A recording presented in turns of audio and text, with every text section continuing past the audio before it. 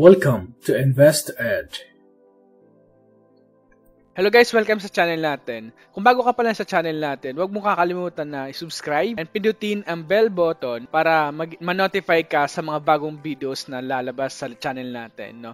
So dito, binabahagi ko yung 7 years of experience ko sa pag-trade at pag-invest ko sa stock market. And ang kagandahan pa dito, it's completely free. Maraming salamat. Okay, so umpisa na natin. See you on the other side.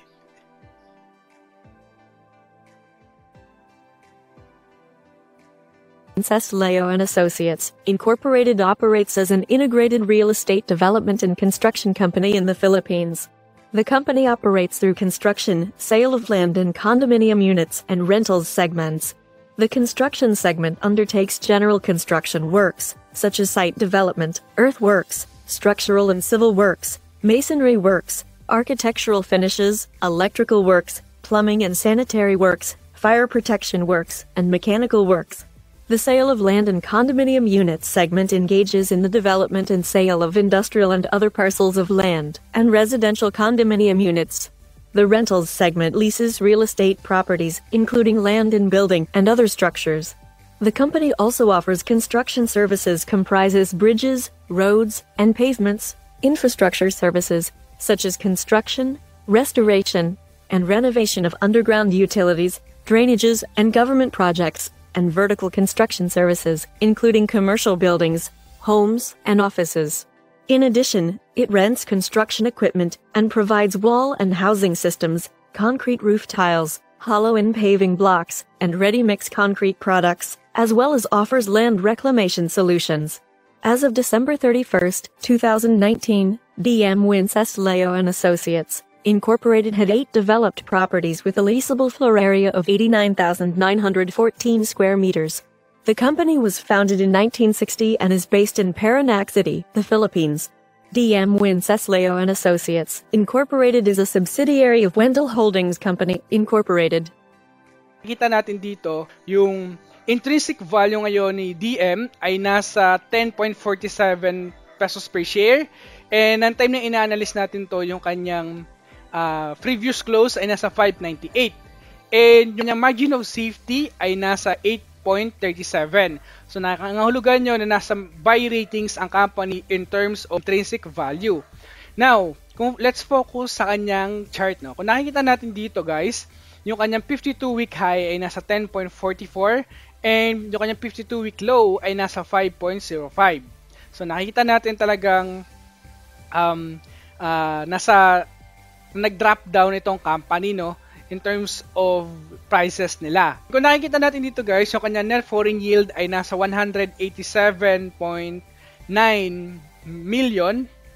Okay, so nakikita natin dito guys, yung net foreign yield na company nasa 187.9 million pesos negative, no. So yung mga foreign investors lumalabas dito sa company. So yung mga institutions, yung mga foreign institutions lumalabas sa company, no? Kasi nakita nila na nag-massive drop down ng company. Now, let's take a look yung kanilang fundamentals. Okay? So, doon tayo magiging mag-iiba, no, yung ating posisyon. Now, kung titignan natin dito yung kanyang fundamentals, kung titignan natin yung earnings per share versus free cash flow per share, nakita natin na mayroong 0.98. So, mas malaki yung kanyang free cash flow per share kaysa sa earnings per share. So, nangangahulugan yon na yung kanyang free cash flow per share is a good value based on its earnings per share. Ayan. Mayroong cash ang company, the chances are pwede pa mag-improve ang company. And now, kung titignan natin dito yung free cash flow yield na company, nasa 16%, no? So, sinasabi sa atin dito ng free cash flow yield alone na yung company ay nasa solid business and nasa undervalue ang company in terms of free cash flow yield.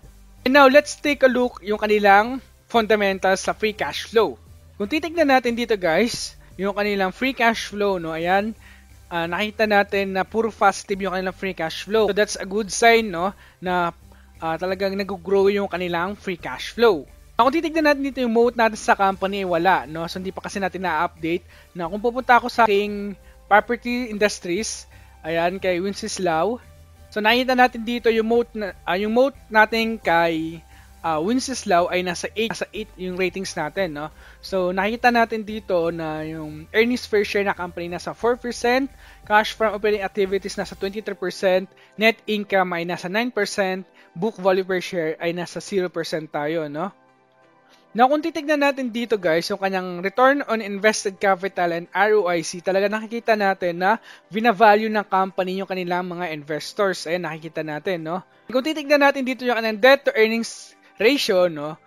From 2017 na nasa 0.5 yung kanilang debt to earnings ratio, and now nasa 0.2 na lang yung kanilang debt to earnings ratio. So nakita natin talagang bumabagsak yung kanilang debt to earnings ratio, at yung gusto natin makita, no, na yung debt to earnings ratio ay bumababa. So meaning nito ulit, no, yung debt to earnings ratio, gaano katagal mababayaran ng company yung kanyang long-term debt gamit lamang yung kanyang net income. So nangangahulugan na kaya nilang bayaran ng 0.2 years, kaya nilang bayaran yung kanilang net, yung kanilang long-term debt. Okay? And now, kung titignan natin dito, yung kanyang PE ratio annually ay nasa 8.58, while the PE ratio na company in a trailing 12 months ay nasa 7.97. So, nakikita natin na mas mababa yung trailing 12 months PE ratio na company. And kung titignan natin also guys, yung kanilang current ratio ngayon, and also kung titignan natin dito, yung current ratio ng company in annually ay nasa 1.61. So, nasa good side siya, no, in terms of current ratio, wala siyang liquidity problem.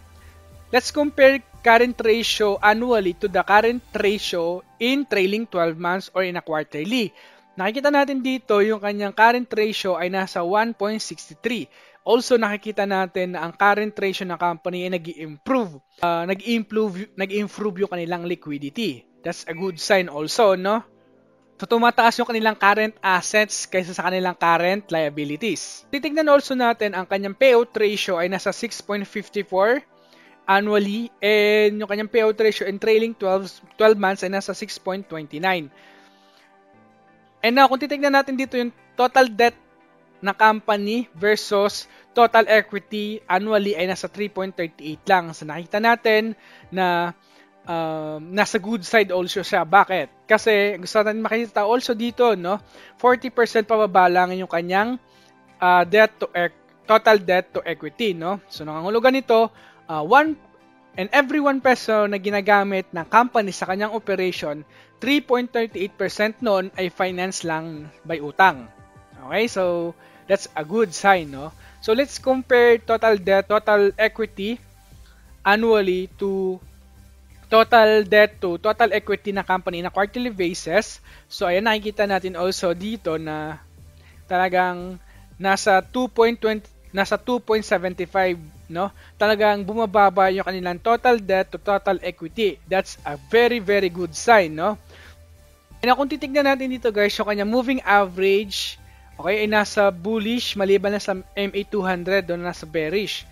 Kung titignan natin dito yung year-to-date return na company ay nasa negative 39.39%, yung kanilang down.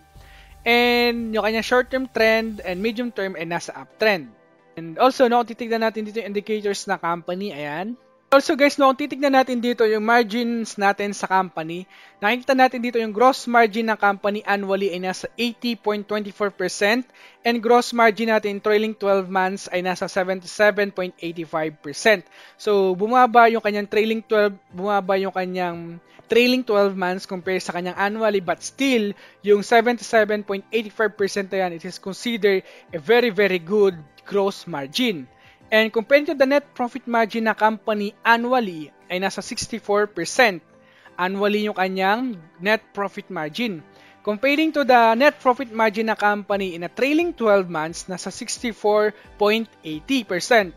So nakikita natin dito na even though na mayroon pandemic and nag-massive drop down ng company, yung kanyang net profit margin in trailing 12 months ay nasa 64.80. Mas mataas siya doon sa kanyang annually na net profit margin. That's a very, very good, at it's a positive sign, no? Net profit margin. Sa high profit margin itong company. In terms of profitability na company, no, nasa outstanding itong company.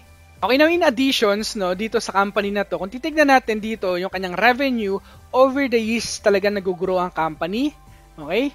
And this is the revenue and net income comparison natin. Talagang grabe, significantly talagang yung kanilang net income talagang sobrang laki, no? So that's a very positive sign. Kung titignan naman natin dito guys, yung kanyang comparison ng total assets and total liabilities, ayan. So talagang sobrang laki ng difference. That's a very good positive sign also. And also, kung titignan natin dito guys, yung kanyang cash from operating activities, talagang from 2017 to 2019 talagang nag-grow ang company. And also, no, yung kanilang free cash flow ay nag-grow also. So that's a positive sign para sa mga investors or potential investors nitong company.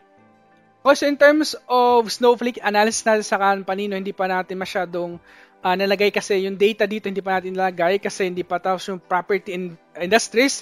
In addition, yung total score ko pala dito sa company ay nasa 28, no? So nasa excellent company itong ating nire-review na si DMW. Okay, the big question is, mag-i-invest ba ako sa company ngayon? For me, yes, I want to invest of this kind of company, no? Titignan natin dito guys yung kanilang net profit margin, significantly nag-grow, talagang nasa outstanding yung kanilang net profit margin, and nakita natin dito guys sa pag-analyze natin yung free cash flow ng company ay still growing, yung kanilang free cash flow yield under value in terms of free cash flow yield alone. In terms of moat, management, and debt ratings, talagang nasa excellent ang company. So why not na hindi ako mag-participate sa company na to, no? I guess, no, so yung strategy na gagawin ko pa rin dito, ganun pa rin ang ginagawa ko no, for the past 7 years. So kunyari, meron akong 100,000 alone na pang-invest ko lang sa company na to, okay? So hatiin ko siya sa 4. So bibili ako ng isa, and kapag bumaba ng 15%, bibili ako ng isa, and bumaba ulit ng 15%, isa ulit, and 15% isa ulit. So, this is my strategy for the past 7 years sa pag-invest ko sa stock market. So, maraming salamat sa inyo guys. And as always, invest wisely and see you on the other side. Hello guys, maraming salamat sa panonood. Sana marami kayo natutunan sa video na to. So, kung hindi pa kayo nakaka-subscribe, so please subscribe and hit the notification bell para updated kayo sa mga videos na parating at marami pa kayong matututunan sa channel na ito. So, maraming salamat!